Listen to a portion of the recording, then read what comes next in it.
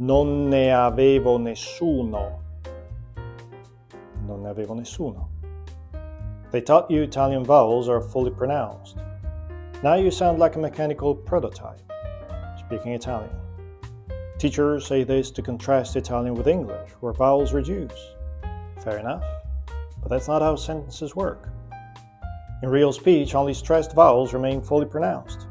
The others deflate a bit.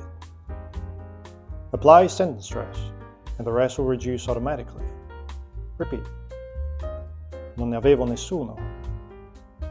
Hai visto Lavinia e Lavagna? If you've never heard about sentence stress in Italian, well, that's not your fault. It's one of the details many teachers skip, and it changes everything.